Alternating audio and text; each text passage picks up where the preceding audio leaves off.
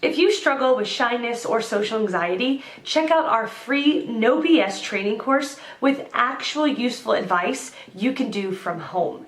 None of that just get out there nonsense. The link is in the description below. For now, let's get to today's question. To be honest, a year of covering esports with social anxiety. So 9 months ago, about a week or so it had been announced I would be working for ESPN. I wrote a piece on Medium about living in the video gaming/esports journalism space with a mental illness. Social anxiety has plagued me for a majority of my life since I was a kid. Can we please abolish middle school? And it was now affecting me in my career and wanting to be a writer. One of the main reasons why I left the score for ESPN was wanting to challenge myself and change up my life. There were times where I was literally too nervous or scared to cover an event because I had this idea that everyone would hate me or judge me, like anyone really cared who I was. I didn't post any pictures of myself on my main social media, and the majority of the people thought, and still do, even after posting a wide array of terrible selfies of myself, that I was Asian. As a writer, I always want to improve, to get better. I want to be a better writer and storyteller a year from now than I am today, and the only way I could do that is by challenging myself. By going to ESPN, I not only achieved the dream of 12-year-old me, but it took me out of my comfort zone. I was going to be forced to travel the world. I was going to be forced to meet people, connect with others, and tell stories in a face-to-face manner instead of merely writing from 1,000 miles away in my safe haven. I want to say it's been easy, but it really hasn't. At times it has, especially so after getting to meet some true friends in the industry, but there are still times, even now, when I feel like I'm drowning underwater.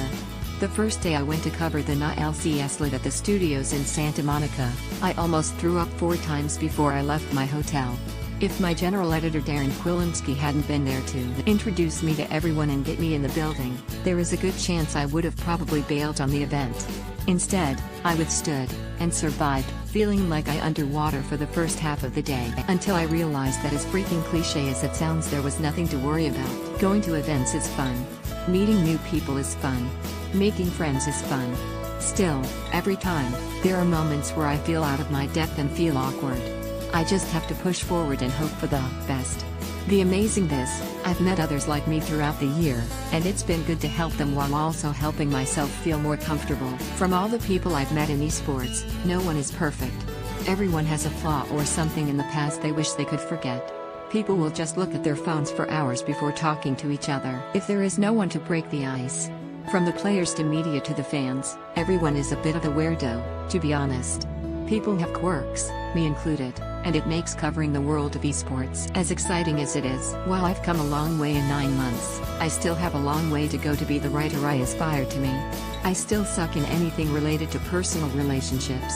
I trip over stairs constantly. I sometimes talk too much or talk too little. I avert my eyes from sometimes if I'm having a personal conversation or interview.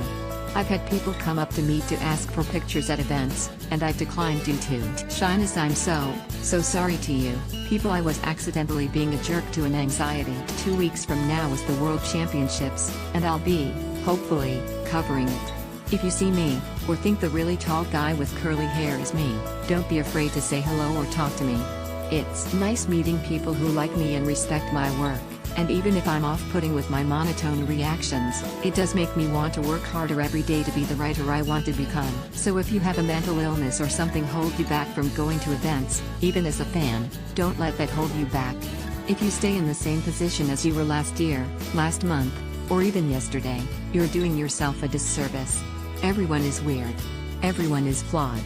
But if you make the steps necessary to put yourself out there, you'll find people who accept you. I've seen people go to the Riot Studios for LCS alone and leave with friends they met on that very same day, laughing as they discuss how the hell insert LCS team here could throw such a ludicrous lead in the late game. Some days suck, but the ones that don't and are quickly outnumbering the opposite make it all worth it, I promise.